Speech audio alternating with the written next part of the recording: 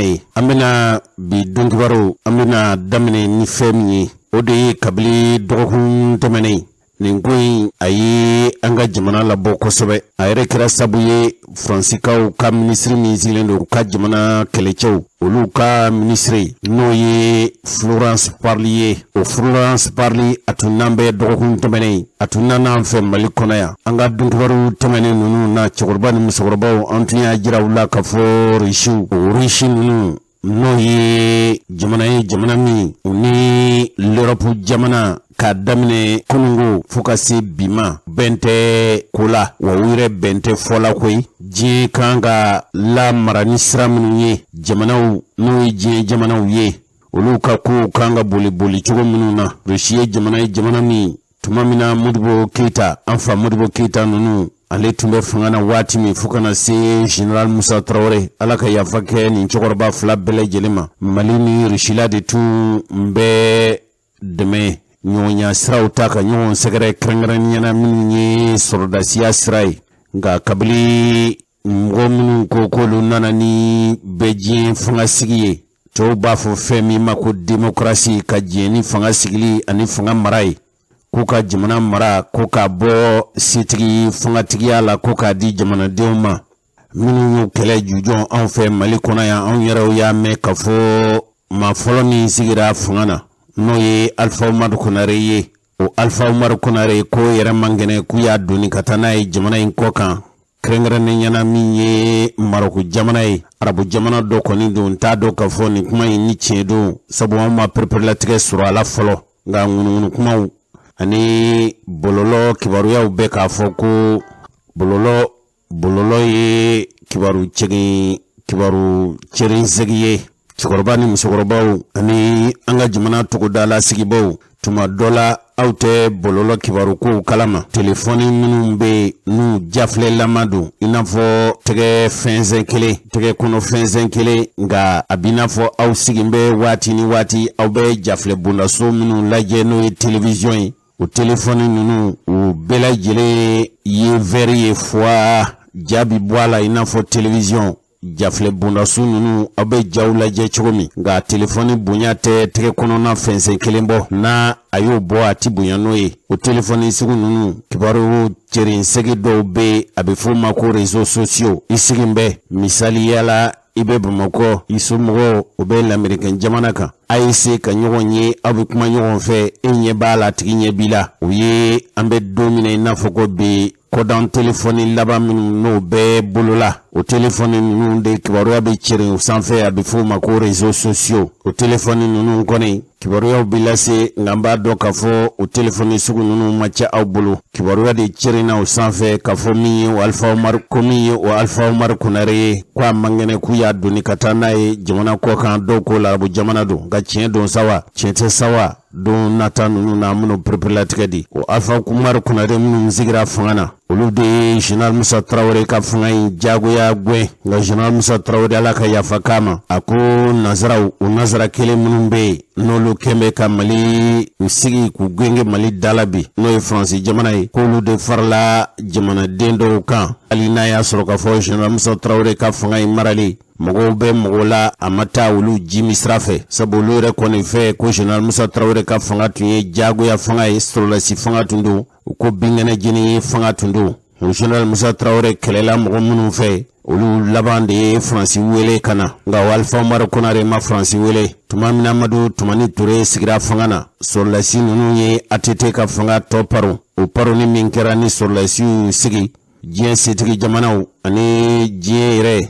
mara bɛ setigi jamana minnu bolo kosɛbɛ Europe jamana de b'o la olu de y'u cɛsiri cogo bɛɛ lajɛlen na o sɔrɔlasi ninnu bɛ fanga bila min ye fanga ta o ye professeur Jɔnkunda Traoré ye o professeur Jɔnkunda Traoré Alpha Umaru Konare o ka tɔnden dɔ don nka professeur Jɔnkunda bɛna sigi fanga na waati min o y'a sɔrɔ sɔrɔlasiw Amadu Aya Sanogo ninnu olu ye ATT ka fanga in paro o paroni min kɛra o professeur Jɔnkunda Traoré k'olu de ye wele bila Faransi ma tuma min na o Faransi kelen olu de ye Muammar Kadhafi n'o tun ye Libi jamana kuntigi ye a waati k'o kɛlɛli boloda o y'a sɔrɔ Nicolas Sarkozy n'o tun ye Faransi jamana kuntigi ye o de tun bɛ jamana kuntigiya la yen jamana kan o de ye janfa labɛn ni banbancikulu dɔw ye o bamanjikulu nunu a fanba o ye kidalikaw ye o kidalika nunu Nicolas Sarkozy ko k'u ka kadafi kwala bila sabu kadafi tun ye nunu de ta k'u kɛ a yɛrɛ ni kɔlɔsilikɛlaw ye u donna Faransi marabajugu donna o burudamɛ o tuaregidenw n'u hakili cɛ ko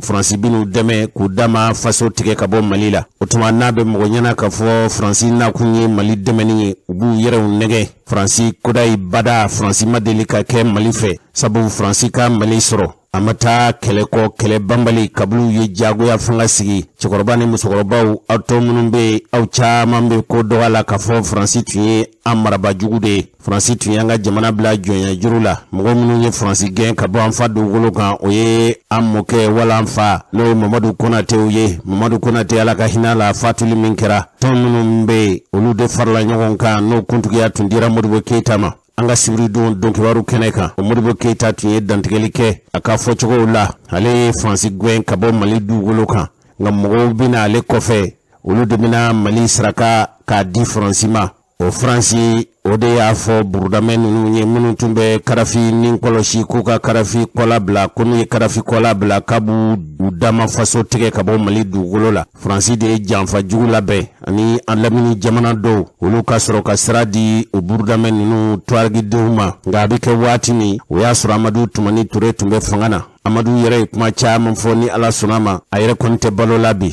nka ninnu donna don cogo minnu na hali ale fana nɛgɛna Faransi fɛ k'a fɔ ko ninnu tɛ mugu cila ye olu nali min kɛra Mali dugukolo ka sira dir'u ma u ka na ko mɔgɔw bɛ olu la minnu bɛna u faso kɔnɔ u tɛna kɛlɛ kɛ olu de taara Kidali daminɛ ka sɔrɔ ka Mali kɛlɛ a kɛra ni Faransi ka janfa ye Faransi de ye ninnu kolokolo k'u bila an faso la kabila waati fo ka se bi ma Mali ma yɛrɛ sɔrɔ kɔsa in na a nana ye tuma min na ni sɔrdasi minnu bɛ fanga la bi n'o ye furancɛ fanga ɲɛmɔgɔw ye bi n'o ye Asimu Goyita n'a nɔfɛmɔgɔw ye olu y'a ye k'a fɔ tuma dɔ la yara Faransi kɔnɔjɛyalen don Mali dɛmɛni la ka papalikɛlaw dagabɔ Mali da la wa bɛɛ lajɛlen b'a kalama k'a fɔ mɔgɔ caman kɔni bɛ yen hali an ka cɛkɔrɔba Ala ka hinɛ la bi n'o ye Seydou Badian Kuyate olu ye mɔgɔ minnu tun ye Modibo Keyita nɔfɛmɔgɔw ye ale ye fɛn caman fɔ a ka kumaw na ni a y'a sɔrɔ a jujɔn malidenw caman tun bɛ Faransi fɛ a nana se yɔrɔ dɔ la malidenw murutira ka sabu kɛ Faransi kɔnɔjɛyalen tɛ Mali dɛmɛni na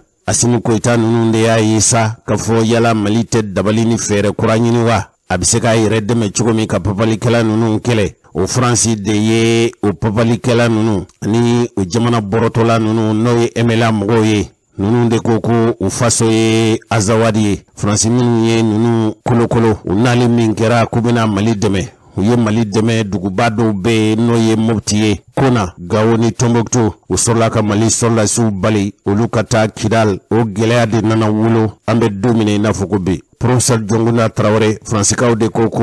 a ye sɛbɛn ci olu ma k'a fɔ k'olu kana Mali kumabɔ kana Mali dɛmɛ a don kofɔle min tun bɛ jamana kuntigiya la waati o tun ye François Hollande ye o François Hollande nali min kɛra Bamakɔ yan k'u nakun ye fɛn min ye ko Mali marabaw de y'a f'u ye u kana dambele an ka lajɛ François Hollande ye nali min kɛ fa bisimilayara yan ani an ka jamana kuntigi a waati n'o tun ye Professeur Jongunda Traoré u bisimilayali min kɛra Bamakɔ Mali ka yɛrɛma hɔrɔnya yɛrɛ bɛ ta kɛnɛba min kan n'o ye monument de l'indépendance ye siraba min n'o bi bɔ sinimaba da la arayi tun bɛ boli o siraba kan ka taa fo bada la nka u y'o sira labɛn ka kɛ Mali yɛrɛ ka ɲɛnajɛ kɛyɔrɔw ye u b'a fɔ minnu ma ko avenue de l'indépendance o jɔnjɔn taayɔrɔ min bɛ François Hollande selen a ma dan o yɔrɔ la a taara fo Tombouctou nka bisimilali min kɛra Bamakɔ hakililajiginw don cɛkɔrɔba ni musokɔrɔbaw an ka François Hollande an'an ka jamanakuntigi kɔrɔ n'o ye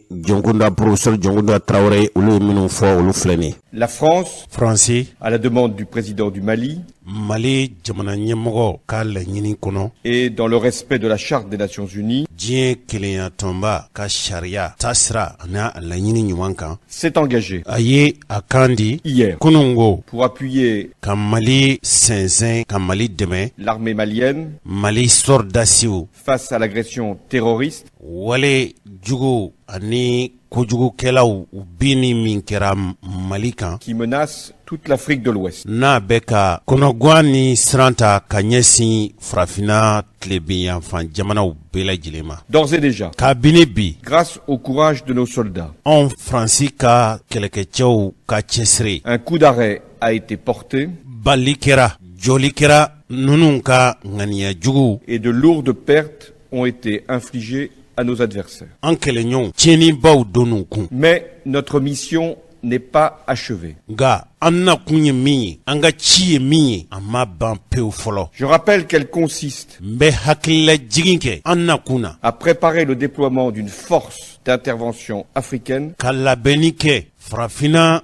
sɔrɔdasi kɛlɛbolow olu ka nali la Mali dugukolo kan pour permettre au Mali min bɛna se k'a to Mali bɛɛ de recouvrer son intégrité territoriale a ka dugukolo a ka jamana kelenya a bi segin a ma cogo min. conformément aux résolutions du Conseil de sécurité. i n'a fɔ dunuya kelenya tɔnba a ye laɲini sariya kolon min ta ka bɛn o ma. J'ai donné encore aujourd'hui n ye dili kɛ bitugun toutes les instructions kɛta ani wale minnu ka kan ka kɛ pour que les moyens utilisés par la France cogo min Faransi bɛ ka fɛn o fɛn n'o ka kan ka kɛ soient strictement limités o ka dan kɛrɛnkɛrɛnnenya na par rapport à cet objectif. an wulikun ka Mali dɛmɛ laɲini min bɛ o la fɛn o fɛn n'o bi kɛ ka dan o laɲini ma. Par ailleurs, j'ai veillé à renforcer le dispositif militaire français ani fana n ye fɛɛrɛ kɛrɛnkɛrɛnnenw tigɛ lakana wale fɛn o fɛn ka kan ka kɛ à Bamako Bamakɔ n'o ye Mali faaba ye pour protéger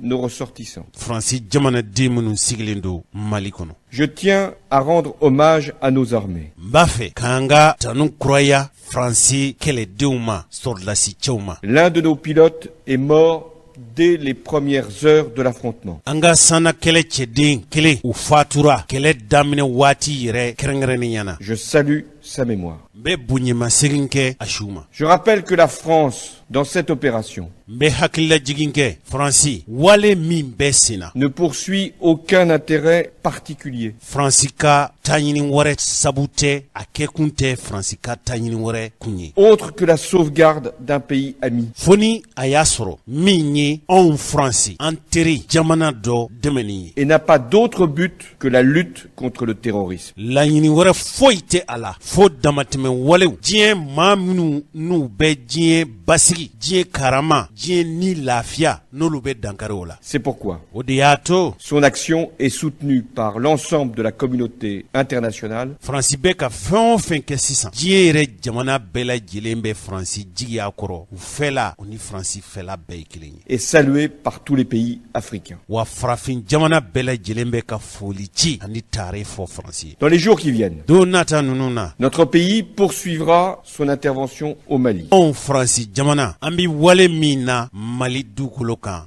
an bi tɛmɛ a wale fɛ. J'ai dit n y'a fɔ qu'elle durerait le temps nécessaire a ka kan ka kɛ furancɛ ni waati min kɔnɔ n'o ka kan o bɛɛ b'an sɔrɔ a wale la. mais j'ai toute confiance nka n dalen don dans l'efficacité de nos forces an ka kɛlɛbolo u ka kɛlɛ masaya an'u ka kɛlɛ doni an'u takun sabatili n dalen don o sabatili la. et dans la réussite de la mission que nous accomplissons ani fana an takun ye min ye laɲini min b'a la wasa sɔrɔli o laɲini ninnu na n limaniyɛnen don n'o ye au nom de la communauté internationale. diɲɛ jamana bɛɛ lajɛlen tɔgɔ la. La lutte contre le terrorisme damatɛmɛ ani kojugu diɲɛ basigi minnu b'o dankari olu la olu kɛlɛli exige aussi de prendre toutes les précautions nécessaires ici en France. o tɛ taa min kɔ o ye anw yɛrɛ ka Faransi dugukolo kan lakana ani fɛɛrɛ minnu kan ka tigɛ ka n'a to u bɛ se ka dankari la an fa dugukolo kan. J'ai donc demandé n y'a ɲini o siratigɛ de la au Premier ministre jamana marabolo ɲɛmɔgɔ fɛ Jean-Marc Ayrault Jean-Marc Ayrault de renforcer a ka dɔ fara cɛsiri kan le plan Vigipirate min ye janto fɛɛrɛw ye pour procéder à la surveillance ka kɔlɔsili kɛrɛnkɛrɛnnen ta de nos bâtiments publics an ka forobaso minnu bɛ Faransi dugu kɔnɔ et de nos infrastructures de transport. ani an ka jamana duguw ni ɲɔgɔn cɛ sira taama fɛɛrɛw. Il fera en sorte a ka kan ka cɛsiri kɛ cogo min que ces instructions puissent être exécutées laɲini minnu bɛ o lakanaw na u bɛ se ka sabati cogo min dans les meilleurs délais. teliya la Enfin, a tɔ je tiens à saluer le consensus politique qui s'est constitué autour de l'engagement de la France.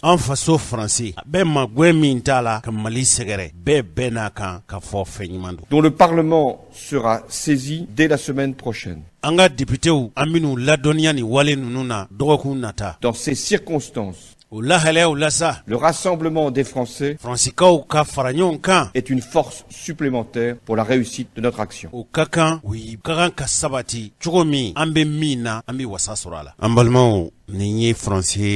Jamana ɲɛmɔgɔ n'o ye François Hollande ye k'u min y'a to u ye Mali magwɛ ka Mali dɛmɛ kɛlɛ min bɛ senna Mali kɔrɔfɛ. Laɲini ye fɛn min ye anw fɛ o ye caman bi yɛrɛ ɲininka mun ye Faransi bila ka Mali dɛmɛ. Wɛrɛ t'a jukɔrɔ wa? Laɲini wɛrɛ t'a la wa? Nin b'a to jamanadenw hakili bi sigi. Sabu nin ye Faransi jamana ɲɛmɔgɔ yɛrɛ de ye ka ɲɛfɔli kɛ a fasodenw ye. Anw ye kumakan ninnu ta nazarakan na k'a lajɛ an seko damayira la aw yɛrɛ minnu ye malidenw ye aw ka se ka faamuya sɔrɔ. Laɲini tɛ tiɲɛni ye, laɲini ye faamuyali ɲuman ɲinini ye. Ni fili min sɔrɔla la an b'o hakɛto ɲini Faransi fanga ɲɛmɔgɔw fɛ ani an faso jamana ɲɛmɔgɔw fɛ. Nin tun ye o waati a kɛra nisɔndiya ye kosɛbɛ. Malidenw tun nisɔndiyalen don Faransi nɔfɛ kosɛbɛ ka sabu kɛ k'u tun nana kumabɔli la. An ka cɛkɔrɔba tɛ balo la bi n'o ye Seydou Badian Kuyate. Ale ko ko ni a waati ni malidenw caman tun bɛ Faransi kanu ka sabu kɛ u himi la ka fɔ Faransi bɛna daga bɔ an da la ko yan'a ka fatu a y'a jira k'a fɔ malidenw u caman tɛ Faransi fɛ. Cɛkɔrɔba in a ye kuma caman fɔ bamanankan na an ka don nata ninnu na an bɛ se k'a ka kuma kɔrɔw dɔw lase nka a ye nin lase nanzarakan na. A ko n'a tun y'a sɔrɔ Faransi malidenw tun bɛ Faransi fɛ u na waati nka an bɛ waati minnu na nka ni waati y'a sɔrɔ cɛkɔrɔba yɛrɛ ma fatu a ye kuma min fɔ nanzarakan na an bɛna yɛlɛma bamanankan na cɛkɔrɔba ni musokɔrɔbaw ka se ka faamuyali sɔrɔ.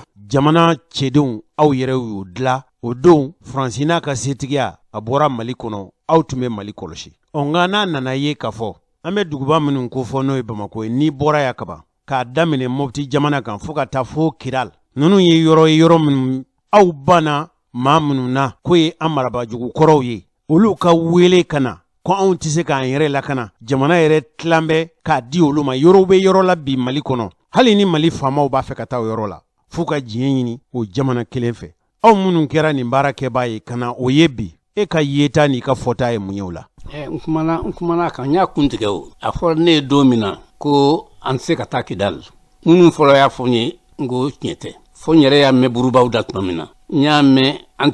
teri kɔrɔlen kuraw da don min na n ko Alahu akubar anw tɛ se ka se an faso la an tɛ se ka se an fa dugu la an fa jamana an tɛ se ka se a yɔrɔ bɛɛ a kɛra n bolo ko bɛɛ ye nka Ala ka bon jigitigɛ tɛ tɛmɛ nin kan n'i ye mɔgɔ min ye Mali lakana mɔgɔ min ye Mali bɔ farajɛw bolo nazaraw bolo mɔgɔ minnu ye Mali bɔ nazaraw bolo bɔ jɔnya la n'i y'o dɔw la kunun bi k'a f'u ye ko nin bɛ ta u b'a fɔ i ye haramu ye nkalon tigɛ tiɲɛ tɛ o ye jamana wɛrɛ o tɛ Mali ye anw ye Mali min to o t'o ye nka o don dɛ nka o don an bɛ ko bɛɛ ye ni dankarila n'a daminɛna ka ban kudayi don n'i ye kelen ye i bɛ fila ye n'i ye fila ye i bɛ saba ye a bɛ fɔ cogo di ko an fasana a tɛmɛna fasan kan n'i y'i sigi k'i miiri i hakili b'i sɔn min na ko jamana kelen tɛ aw ka jamana y'a dama jamana ye bi ye yɔrɔ wɛrɛ bi ye jamana wɛrɛ ye aw ka mɔgɔw minnu tun bɛ aw kɔrɔ malidenw aw tun bɛ kuma minnu fɛ o tɛ bitaw ye malidenw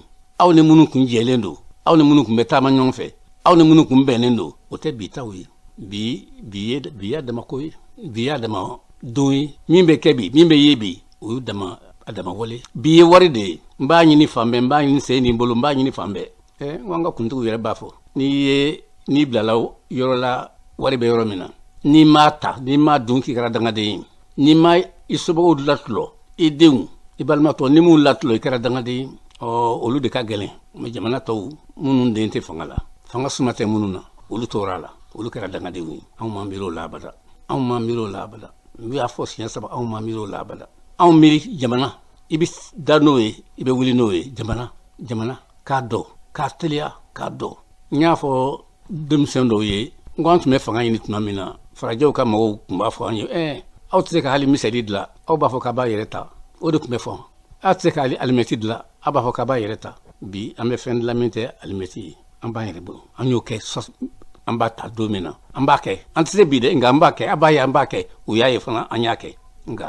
a ma se ka taa yɔrɔ jan anw miirina tɛ bi sanga ye anw miirina kun tɛ nin n bi a lajɛ n bɛ jamana lajɛ mais usine jumɛn bɛ yan nɔ belebeleba jumɛn bɛ yan min dilanna anw kɔ n'an ma daminɛ n'an ma tu tigɛ o tɛ a bɛɛ an tun y'a miira bɛɛ la ni min kɛra n'o tun ma kɛ nana sɔrɔ Mali taara yɔrɔ jan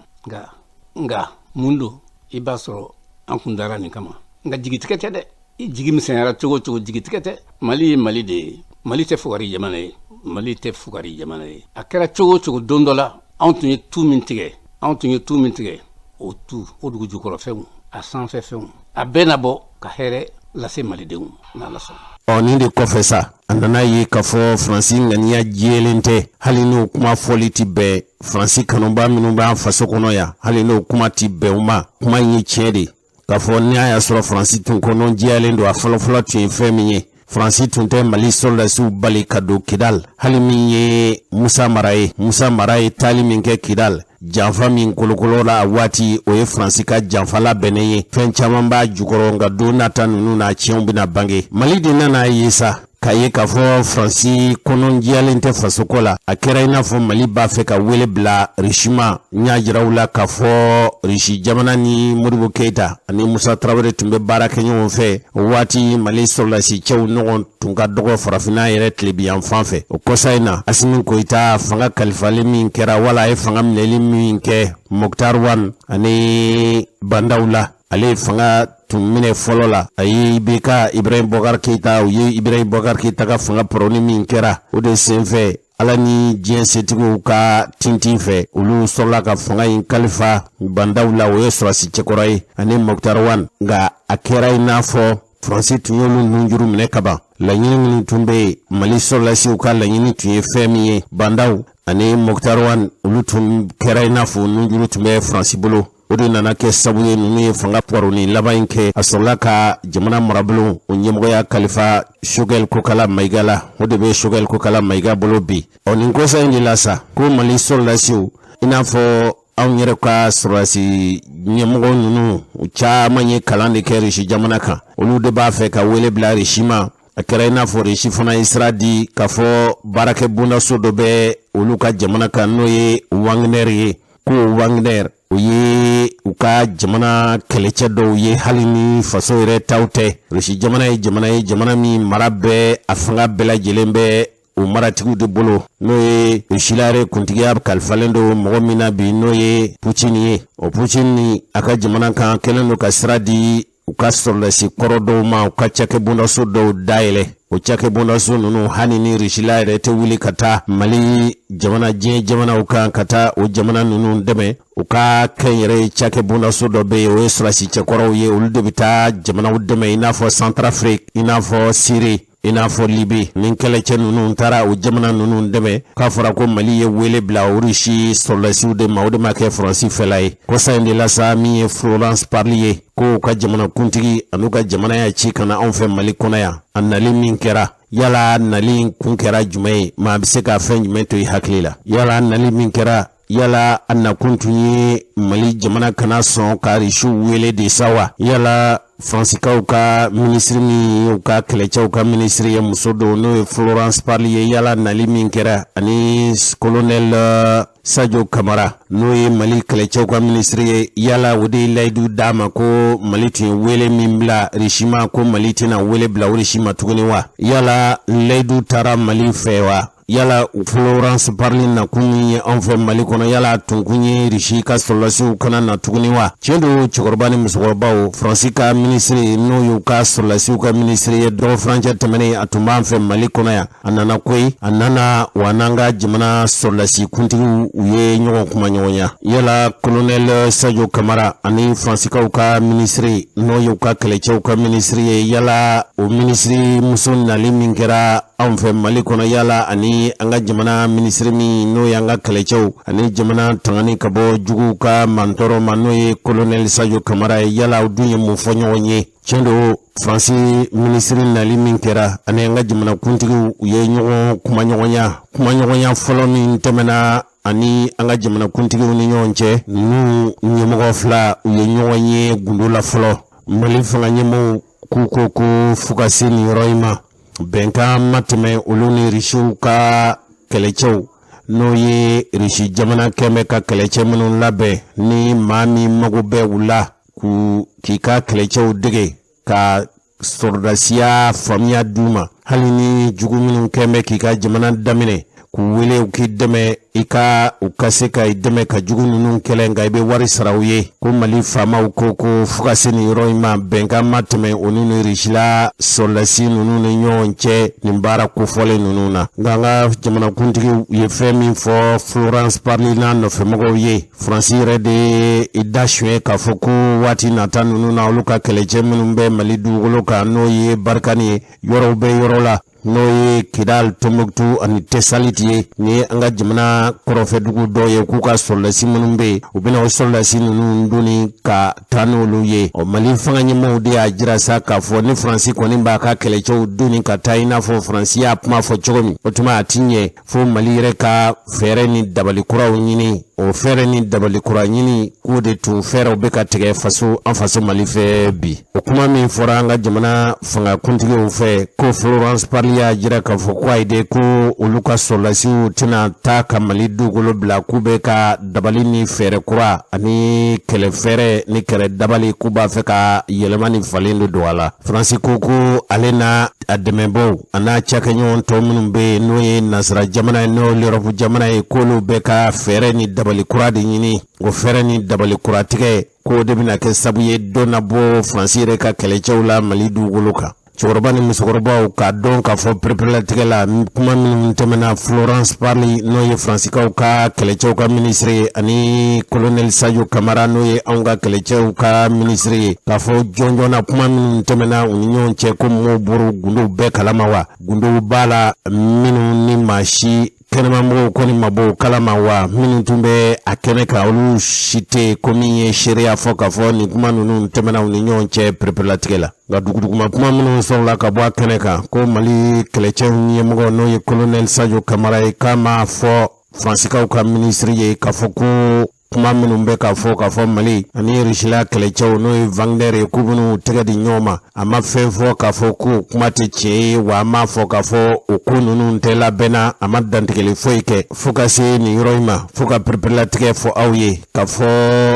fo awye ka nogo bwala peu ka fo ko Francis jamana kuntigi udna kunti femi ka fo mali ka leidu duma ka fo ko mali tina wule bila rishila soldasuma okuma matimoni nyonche wa mali rema dantikeli ke ka fo halina tu fora ka fo kuma nyoya obesina ko o jenyo ya tina botuguni mali jamana kuntigi solasi ma fenfo ula ka prepare tike di Francis jamana kuntigi ma leidu foite ni mali jamana kuntigi yo di Francis ma sabu Francis na kuntu femi ka fo mali nyana ka fo ulutina jenai mali kasra di rishila solasi ma ukana mali kono halina kera mali solasi digiliye halina kera mali solasi demeliye ka fo ko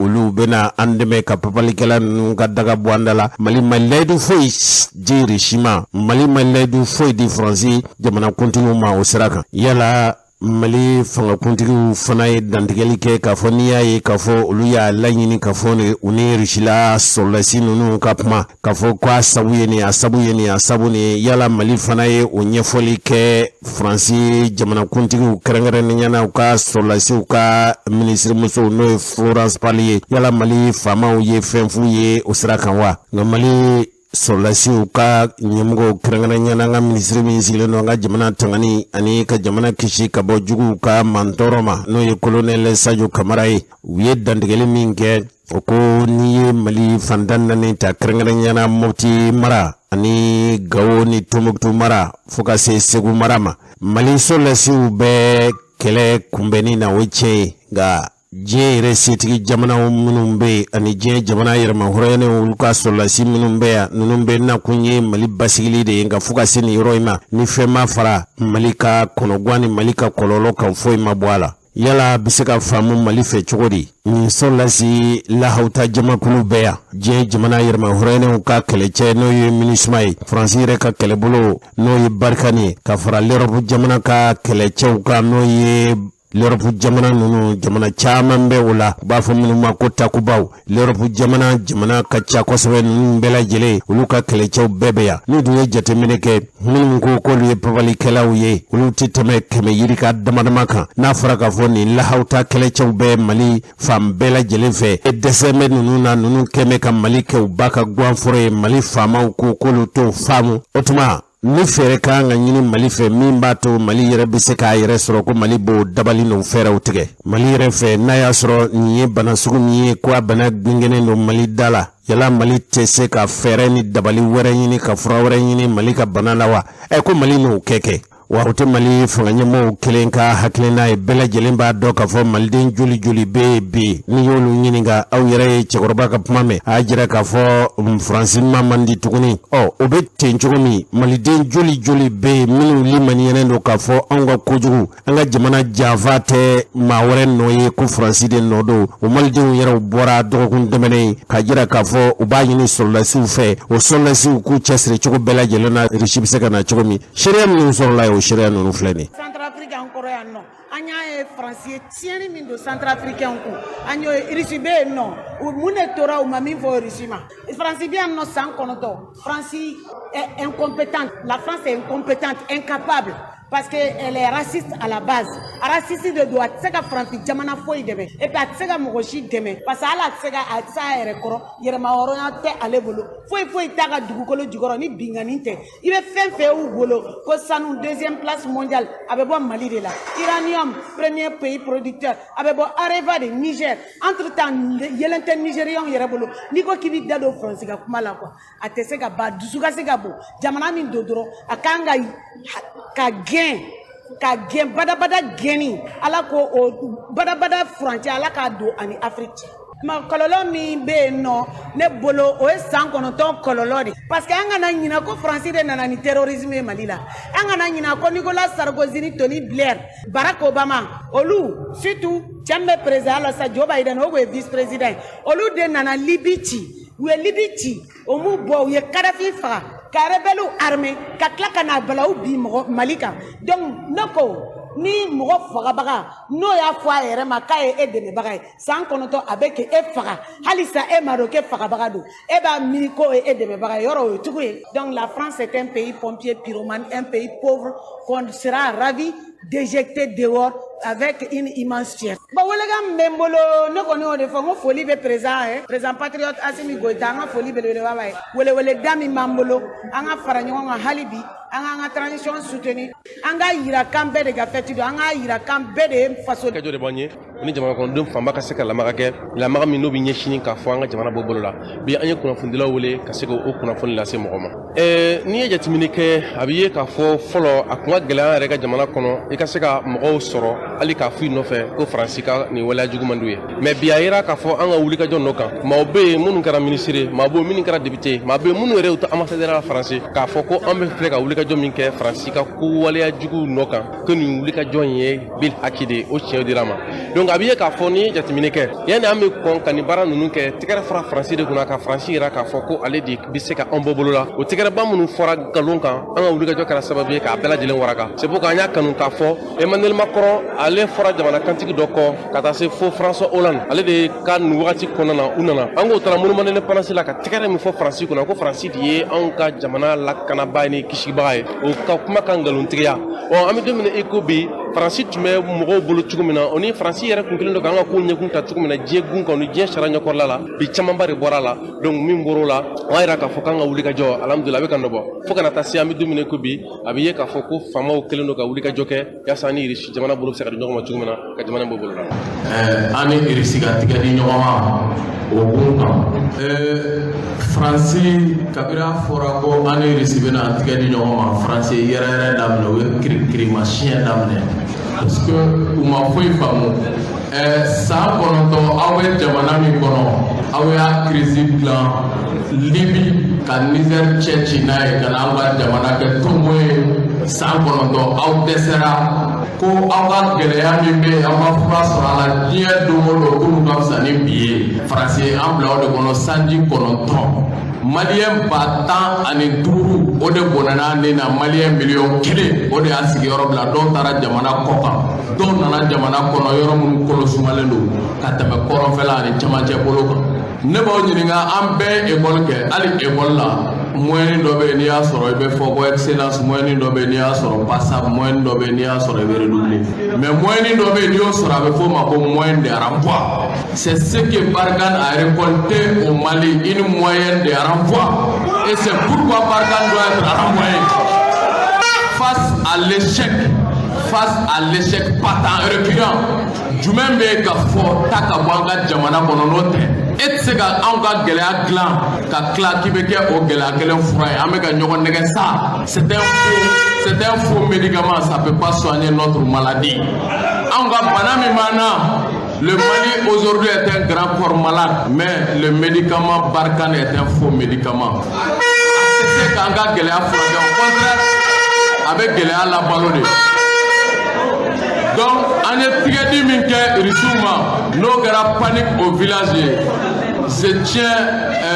l'opinion nationale et internationale à témoin. Wagner égale à l'armée russe. L'armée russe égale à Wagner.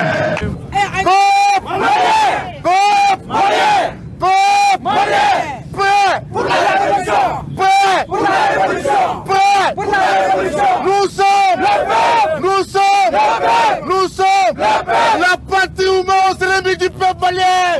Vive le Mali! Vive la Russie! Vive Poutine! Vive Mali! Manakambo!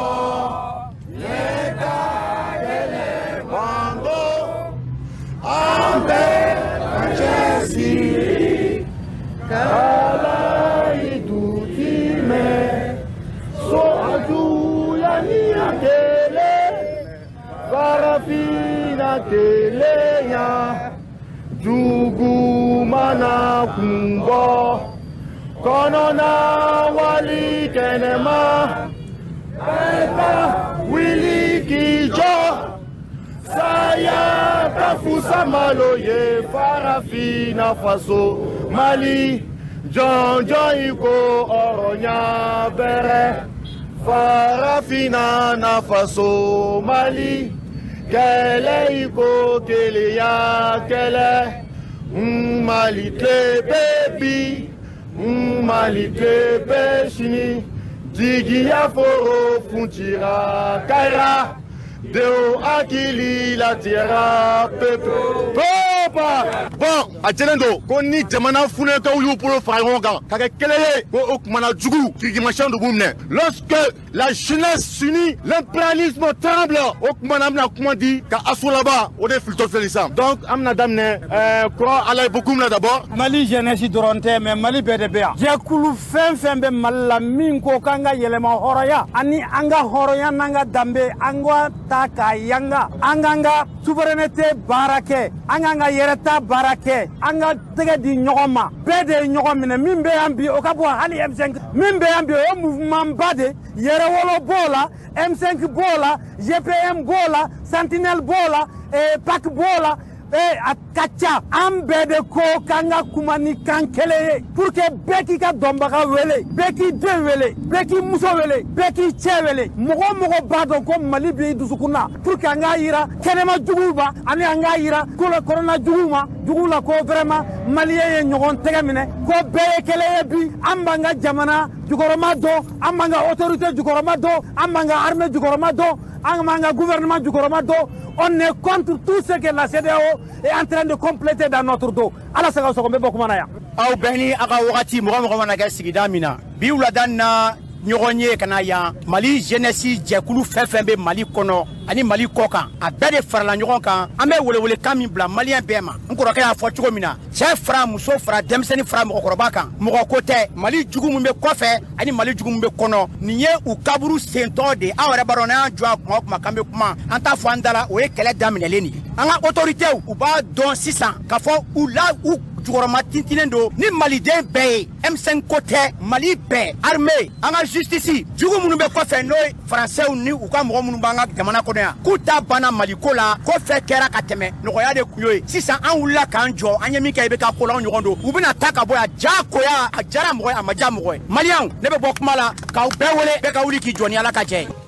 An balimaw sibiri tɛmɛnen n'o bɛnna septembre kalo tile 24 ma lajɛ tun bɛ senna sɛbɛn o sɛbɛn b'an bolokɔrɔ bi ntɛnɛn donya in na ninnu bɛɛ lajɛlen u kumana o lajɛ in kan lajɛ in lajɛ wɛrɛ tɛ diɲɛ jamana yɛrɛma hɔrɔnyanew olu ka fara ɲɔgɔn kan tɔnba n'a bɛ fɔ a ma ko Nations Unies o Nations Unies yɛrɛ ninnu ka kɛlɛbolo bɛ anw fɛ Mali kɔnɔ yan o kɛlɛbolo a bɛ fɔ de ma ko MINUSMA u ka fɔcogo la ko olu nakun ye cɛfɔ ani kanbɛn nka a kɛra ni Mali ka laɲini ye a dɔ ye jumɛn ye jamana in o y'o ni fɔɲɔgɔnkɔ ni kɛlɛ jugu kɛlɛ min n'a jujo na a bɛ waati bɔ bi an fa dugukolo kan n'o ye Mali ye Mali kɔnɔna na a fɔra ka fɔ dɔw tun ye marifa ta an tɛ sɛgɛn kuma ninnu fɔli la aw ye fiyewu k'a sabu kɛ n'i ye Mali kana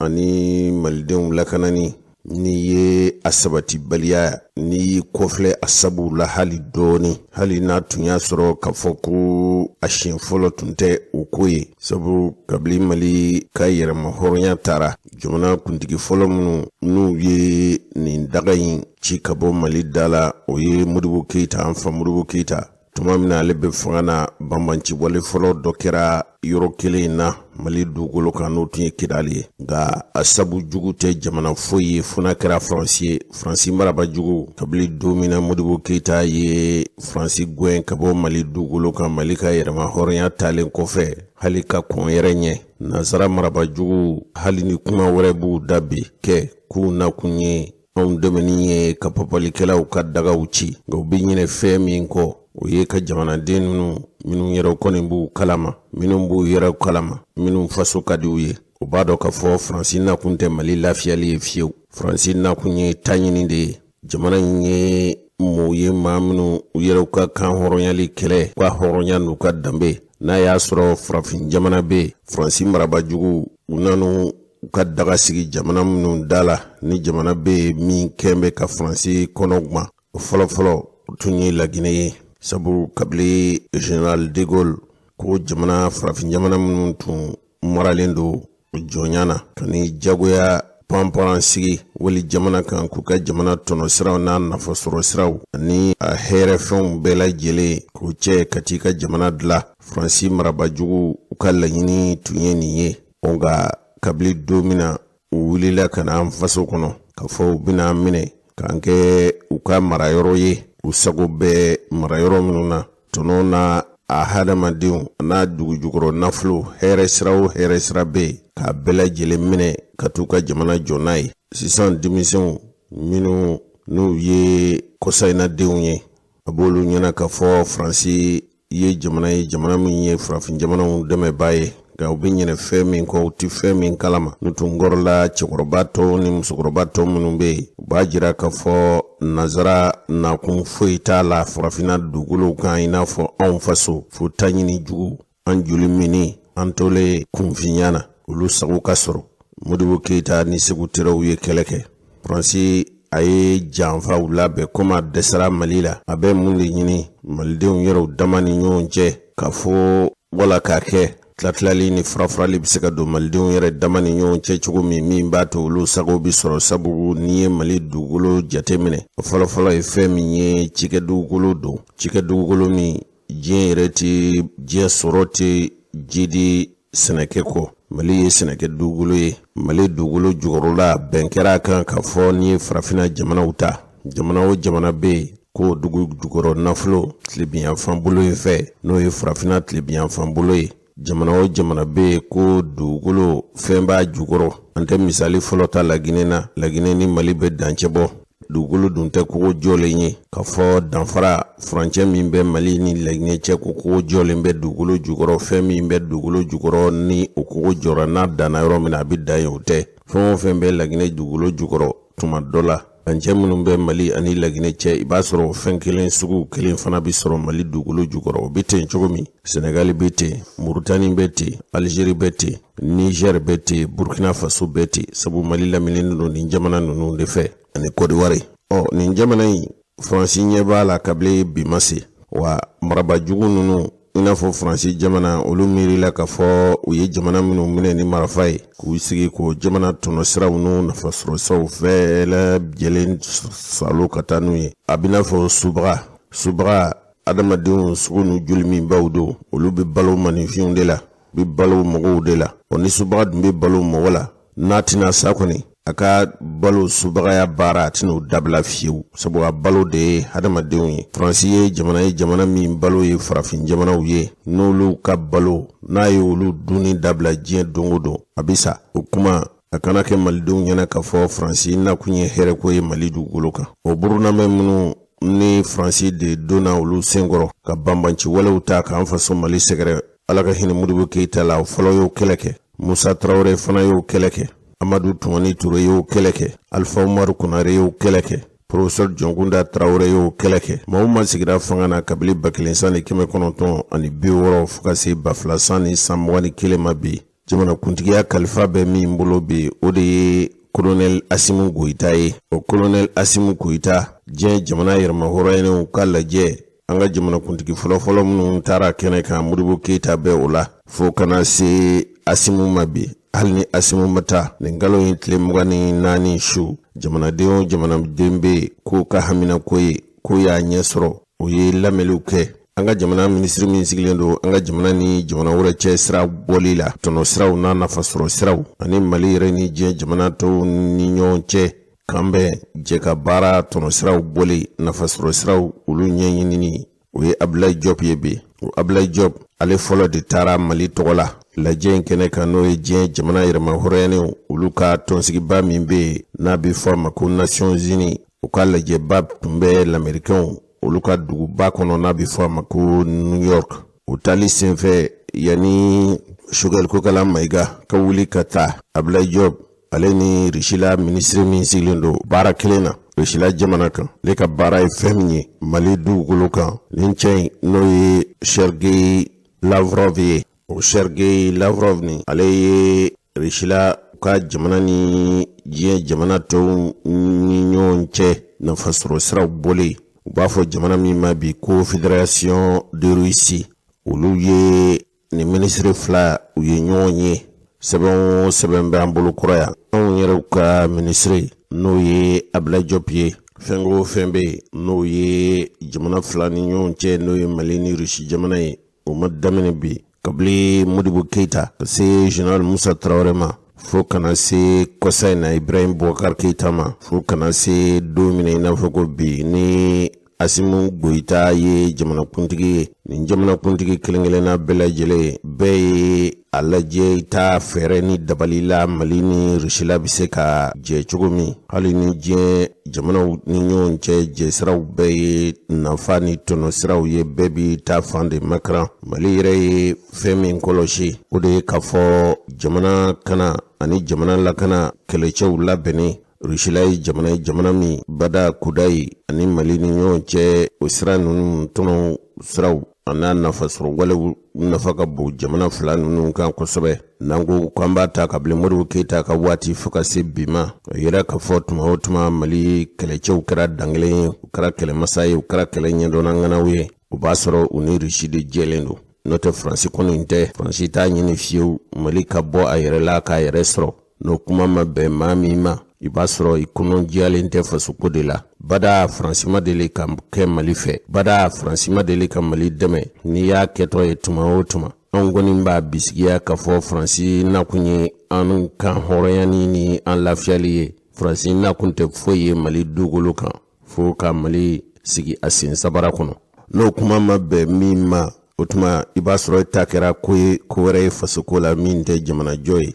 jamanaw bɛ minnu fɔlɔ ye Mali dɛmɛ tuma min na Faransi ye ko bɛɛ kɛ a bɛ Mali sigi a sen sabara kɔnɔ o y'a sɔrɔ Modibo Keyita de tun bɛ fanga na Mali ka yɛrɛmahɔrɔnya tali o waati l'Europe jamana na jamana fɔlɔ min tun ye Mali dɛmɛ o tun ye l'Allemagne jamana de ye olu yɛrɛ ni France ni u lajɛ bi a bɛ k'i ɲɛna ka fɔ balimaya ni kanubanjiya ni teriya b'u ni ɲɔgɔn cɛ ka sɔrɔ diɲɛ yɛrɛ sigilen don fɛn kelen min kan o ye n da ɲini de ye n bɛ n ta sɔrɔ cogo min n bɛ n ka jamana jidi cogo min n bɛ n ka jamana lakana cogo min n bɛ n ka jamana nafasɔrɔ siraw a tɔnɔfɛnw sɔrɔ diɲɛ dugukolo kan cogo min ni sera ka min dun n b'o dun a bɛɛ bi ten nka jamana dɔw ka fisa ni jamana dɔw ye jamana minnu n'olu ye diɲɛ faamu olu y'a dɔn ka fɔ bɛɛ bi dɔ dun dɔ fɛ fɛn min haju b'i la i bɛ a baara kɛ i n'a fɔ ni fɛn min bɛ anw faso Mali kɔnɔ ni jamana wɛrɛ b'a dɔn ka fɔ a ta dɔ bɛ se ka sɔrɔ a la a bɛ na ni jamana marabaaw ma kɛ marabaa juguw ye minnu b'u faso feere wali faso ma bɛɛ b'i ta sɔrɔ anw n'an ta sɔrɔ minnu n'a dɔnko ni a fɛɛrɛ n'a nafolo b'u kun olu b'u ta sɔrɔ nka bɛɛ bɛ n'a kan k'a fɔ tɛ Faransi t'a la fiyewu bɛɛ Faransi ɲɛna k'a fɔ anw ka jamanaw n'a fɔ Mali olu ba ka guwanforo don a ka d'u ye cogo min u b'anw kɛ u kɛcogo la nka a bi kɛ ni jamana marabaa jugu jamanaden jugu minnu n'u taara Faransi jamana kan u ye kalanw kɛ a bɛ olu ɲɛna k'a fɔ olu kɛra nansara ye fo Faransi bɛ a ka jamanadenya sɛbɛnw ta k'a d'u ma olu kɔni fɔlɔ de ye jamana jugu ye n'an seginna ka na sɛbɛn ninnu kɔnɔna na Mali minisiri min sigilen don an ka jamana ni jamana wɛrɛ cɛ tɔnɔ siraw hɛrɛ sɔrɔ siraw a nafa sɔrɔ siraw Mali ni diɲɛ jamana tɔw ni ɲɔgɔn cɛ taama siraw ɲɔgɔn dɛmɛ siraw teriya siraw jidili la Ablaye Diop ale ni Richila ta ɲɔgɔnna min bɛ n'o ye Sergei Lavrov ye u ye ɲɔgɔn ye diɲɛ jamana yɛrɛma hɔrɔnyenw olu ka lajɛba min bɛ sen na n'a bɛ fɔ a ma ko session de l'Assemblée générale des Nations Unies de l'ONU a ta ko 76 kɛnɛ kan an ka minisiri Ablaye Diop ani Richila minisiri n'o ye Sergei Lavrov ye u ka ɲɔgɔn ye kun tun ye fɛn min bɛ tali kɛ Mali ani Richila ni ɲɔgɔn cɛ nafasɔrɔ siraw bɔli sira bɛɛ lajɛlen fɛ u ye dantigɛliw ni ɲɛfɔliw kɛ gɛlɛya minnu bɛ yen kɛrɛnkɛrɛnnenya papalikɛlaw kɛn bɛ k'u daga minnu sigi farafinna tilebiyanfan jamanaw kɛrɛnkɛrɛnnenya Mali o kuma de senfɛ sa kunnafonilaselaw u ye ɲininkali kɛ Richila minisiri min sigilen don ka jamana ni anw ka jamana ni diɲɛ jamana tɔw ni ɲɔgɔn cɛ sira tɔnɔ siraw ni nafasɔrɔ siraw bɔli la kunnafonilaselaw ye minisiri Richila minisiri ɲininka ani Mali cɛ u ka faso ni Mali cɛ la a ye min fɔ filɛ nin m'a posé cette question, par exemple le ministre aux Affaires étrangères français, le représentant de la politique étrangère de l'Union européenne. La question c'est que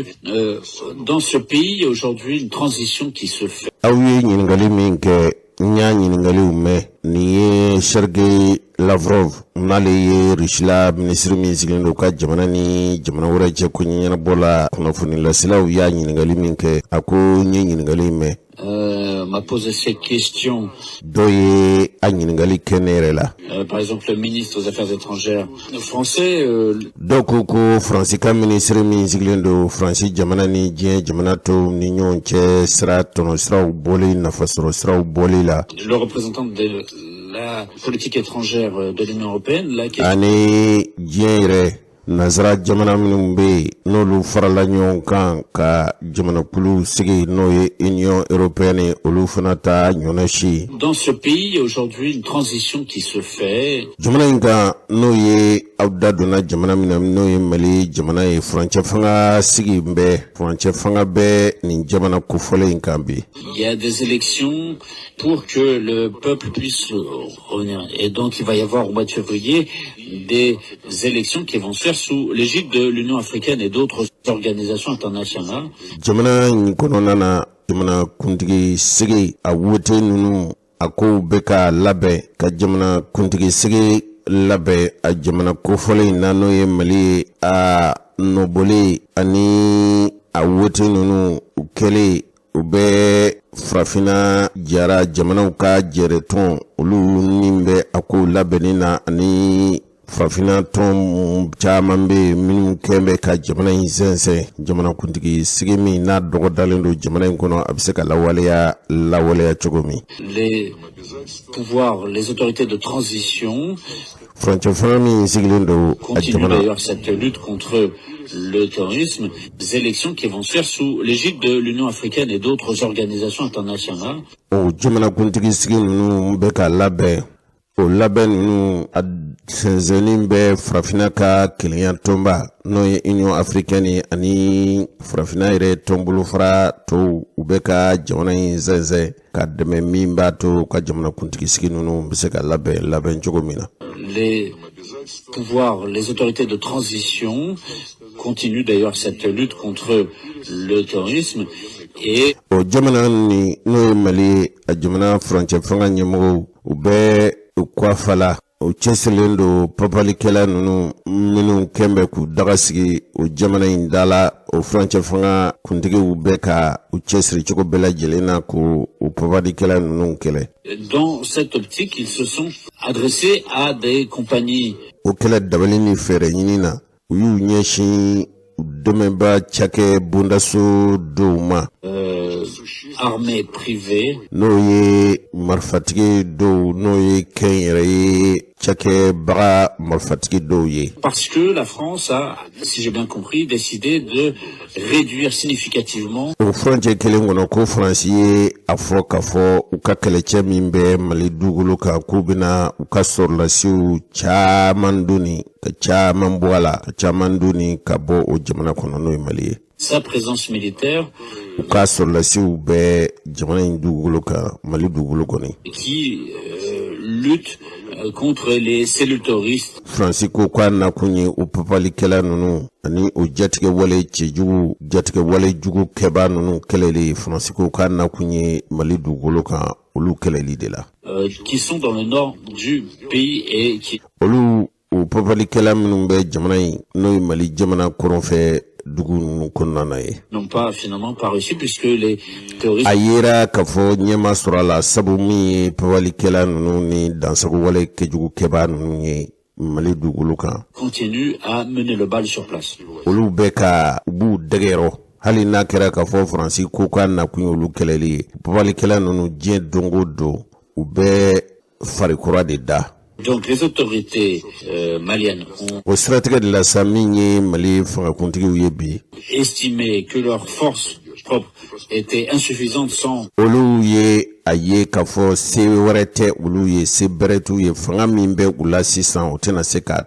aide extérieure et comme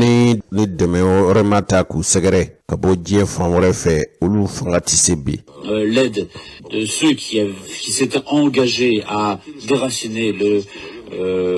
terrorisme. Donc Minumbe ni ulu na kunye Francina jenyo nulu na kunye kafo kolu be papalikela nunu kele anana ye kafo ulu ka toli Mali faso dugulu ka masika ke sabuye ka papalikela nunu kuka daga uchi. Du coup, il s'adresse à des compagnies. Comme on a yesa Mali fangimo de ya ye kafo kan kunyeshi demebaunu barakenyo wereuma.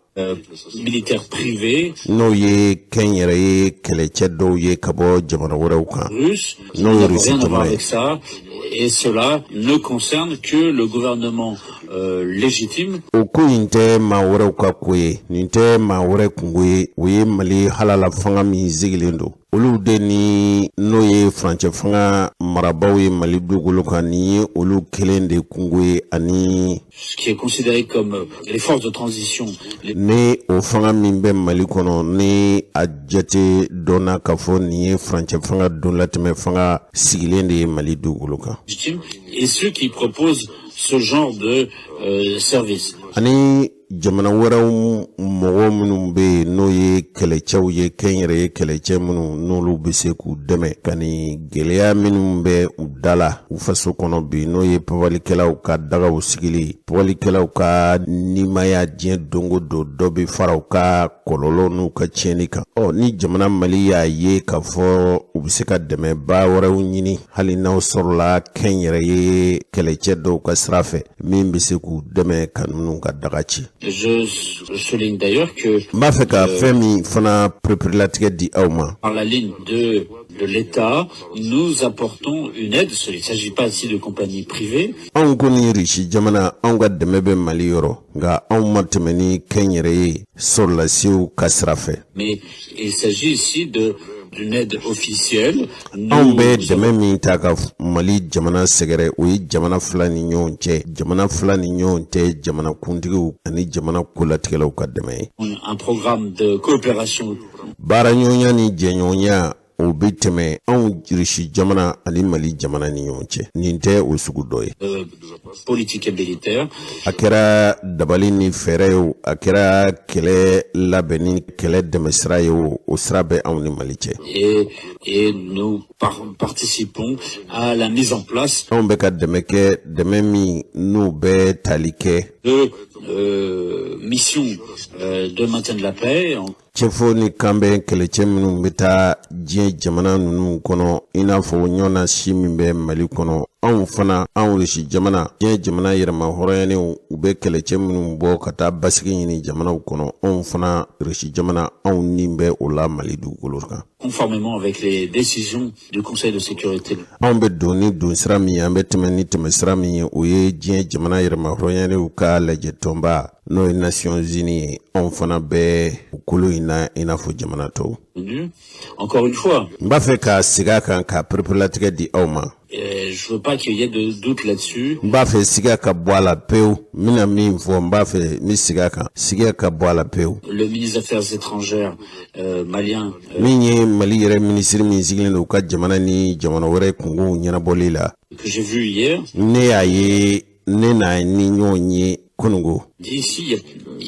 ça pose pas de problème. Anw ye ɲɔgɔn ye yan wa gɛlɛya wɛrɛ tɛ o ko la koyi. An ni ɲɔgɔn cɛ wa gɛlɛya wɛrɛ tɛ o ko la dɛ. Il y a d'autres cas, c'est nos collègues de l'Union européenne, comme l'a dit Joseph Borrell. Waati dɔw la min ye an jɛɲɔgɔn minnu bɛ yen n'o ye Union européenne jamanaw ye olu ka ɲɛmɔgɔ in.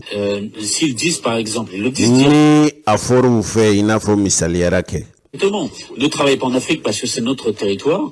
K'a fɔ ko anw bɛ farafina wala mun bɛ farafina dugukolo kan sabu farafina dugukolo ye olu ta ye wa. Je pense que ce serait mieux de coordonner nos mouvements entre. A tun bɛ se k'a ɲɛ ni a tun y'a sɔrɔ diɲɛ yɛrɛ jamanaw bɛɛ lajɛlen diɲɛ jamana yɛrɛma hɔrɔnyaniw ka tɛmɛ sira fɛ mun ka jɛ ka baaraw ka kow nun don ɲɔgɔn fɛ ka jɛ ka baaraw kɛcogo jɛ ka baara sira fɛ. Russie et l'Union européenne. Risi jamana ani Union européenne ka jɛ ka baara kɛ. De lutte contre le terrorisme, pas seulement. Papalikɛlaw ani dansago wale kɛjugu kɛbaw o yɛrɛ dɔrɔn tɛ olu kɛlɛli nka o yɛrɛ dɔrɔn tɛ. Mais dans toute la zone du Sahel.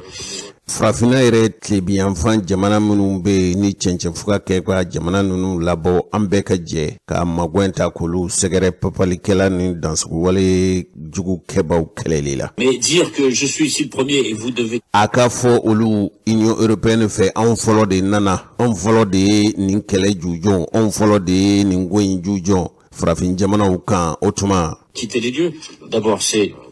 humiliant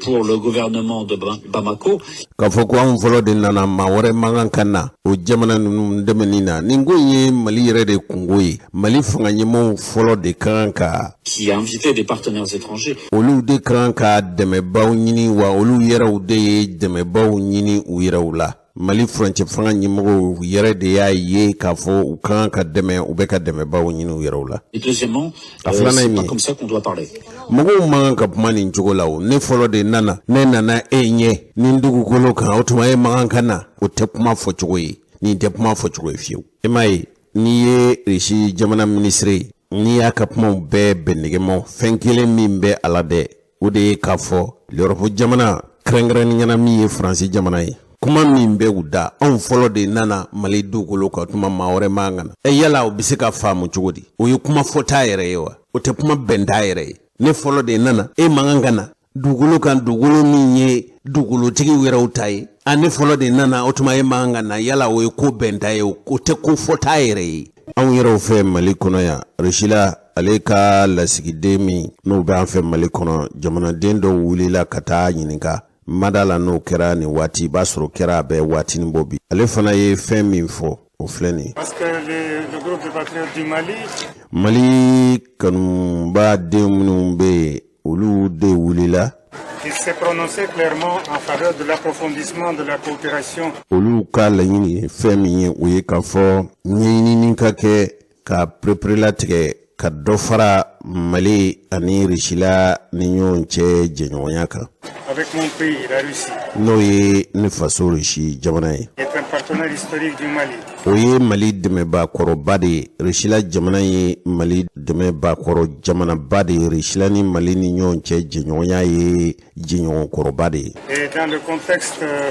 actuel vécu par le Mali, le contexte kɛlɛ minnu bɛ senna Mali yɛrɛ dugukolo kan bi. très difficile, très pénible. Fɛn gɛlɛnba don, kɛlɛ gɛlɛnba don. Il est normal que les gens se tournent à leur vieille amie et la o de la jɛɲɔgɔnya sira kɔrɔ minnu bɛ jamanaw ni ɲɔgɔn cɛ i n'a fɔ Rusila ni Mali a bɛ bɛn kɛ k'a fɔ o sira kɔrɔ ninnu k'a lajɛ a bɛ se ka kɛ nafasɔrɔ sira ye jamana fila ma cogo min o kɛli ka kan kɛ. cogo min dɛmɛɲɔgɔnyaw bɛ se ka jidi cogo kura min na. cɛsiri sira fɛ kɔni. Mali bɛ se ka sɛnsɛn ka dɛmɛ nin gɛlɛya ninnu daga wulili la nin gɛlɛya ninnu ɲɛ sɔrɔli la cogo min.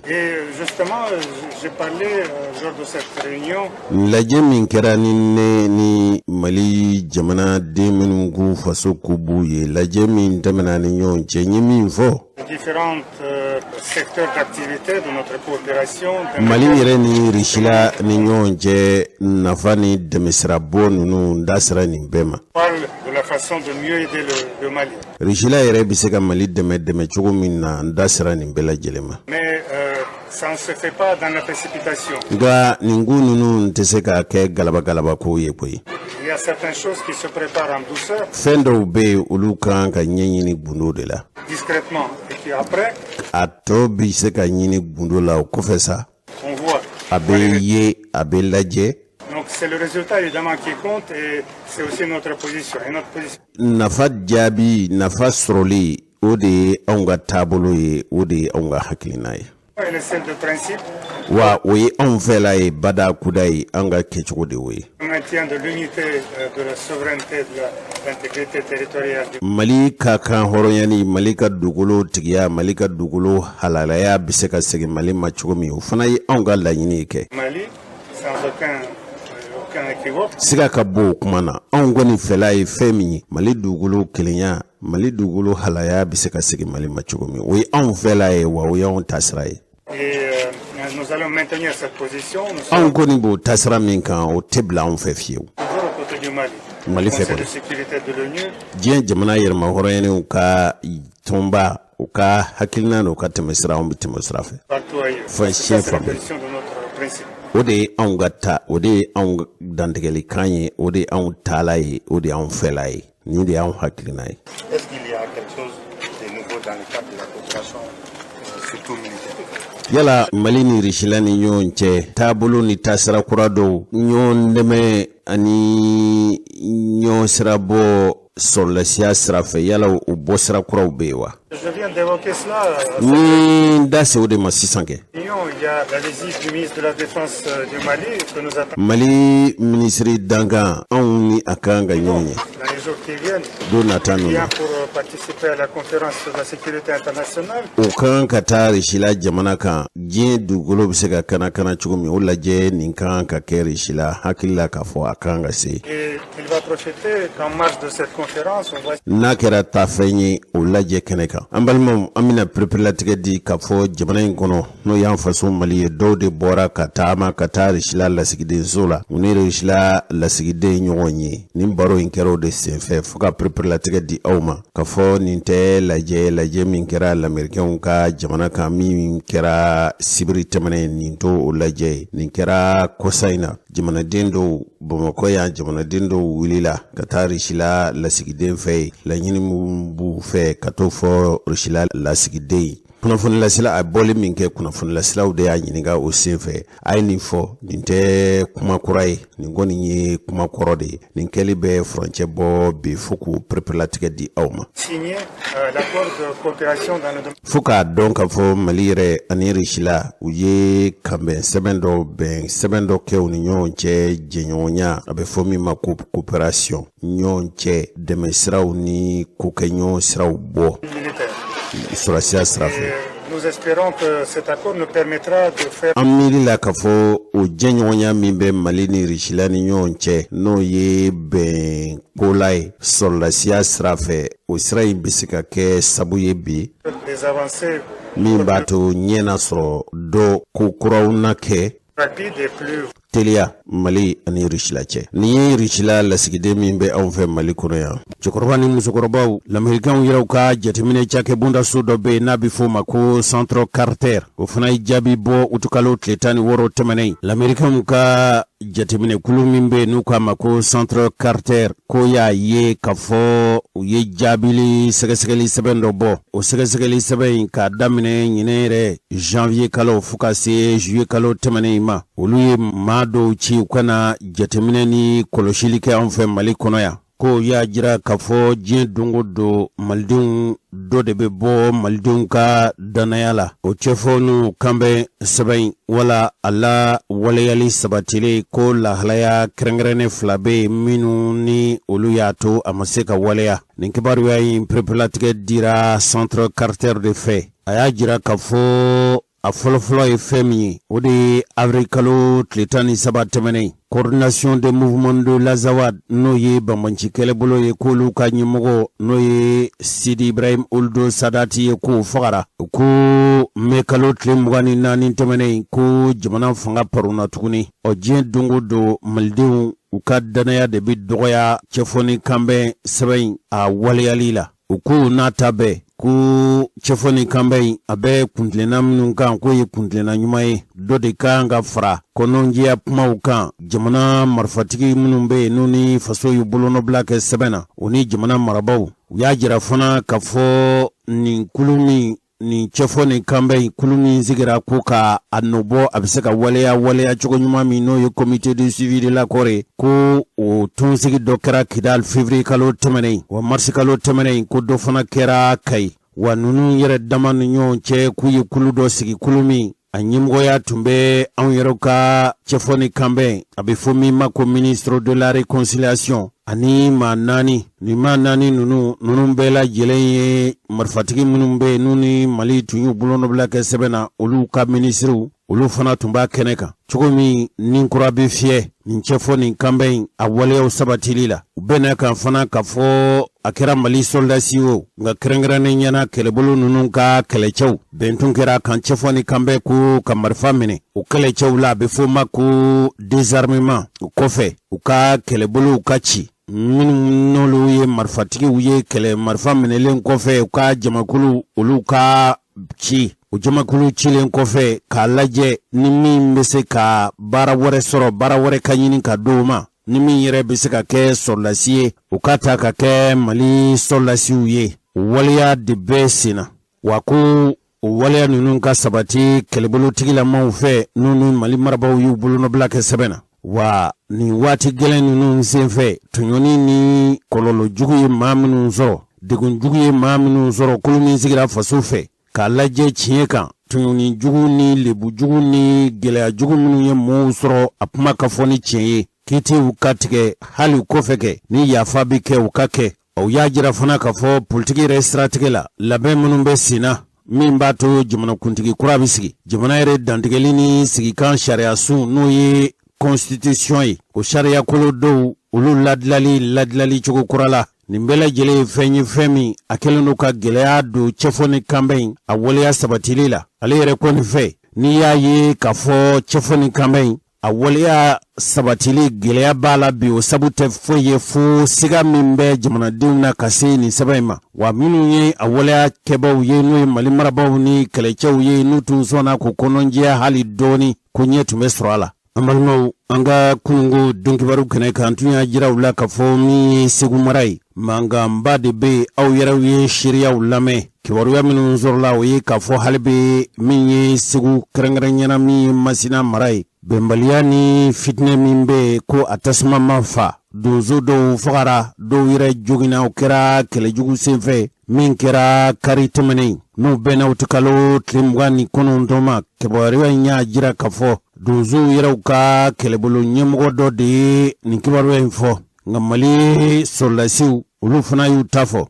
nga ayoro damine lindu ina fanya jira ula chugumi ayoro damine lindu mgofe mgomunu tuwa bafu maku terroristu au yere bora kalama sabu shiriya do surla kunungu kajira kafo nunu mbali lindu nu ye ayoro chigela uye balindu kata uka chike furula ninku bela jelen surla fe minfe kusigana bulifendo ula jura dunzu fe mbewani dunzu ye usigana bulifen mimine mbewani be kimasina fe ko bolifen kono nana ko sambaraw di siri utumba kono ani bidon no itaji bidon ye o dozo utumba fe ka segini o mina nunu ye kemasina ko janfa sira de daru nye dine kele chaufe amugu chi fanga boyena wi min kala be lere flabo o de sinfe sa ko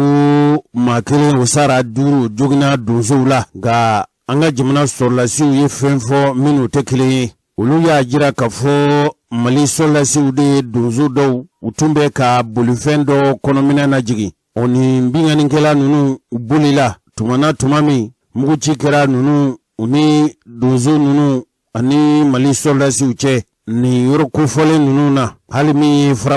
farabugu daminelindo farabugu kau fencha mambe no yu hajunye fronye utekolu soro ukacha ni kalokele yebi kuna funi jonjon sorla ka bo farabugu masrunyana no dogo friye ko dogo fri fana damine no dine marfatiki ufe yengaw ya jira kafo ku ulukoni aman no ulubulo ni watila kafo ku bita nyono katuka hajunye fronza dana masugu oye kelebolo no sigilendo bajangara karitemene no bena utikalo tletani kono ndoma laje tumbe kulaje tunkuye femi oye fitne atasma biseka faga chugumi ka chefo ani kambe ko segi bajangara bankas duenza koro o marala nindugu nani nunu lakana sabatilente kabli samba flani santani duru fuka se bima akololo obe marfatigi ani moni nyonche mamnu afura kafo dina o kele chewdu ambalmu dozo dogun demene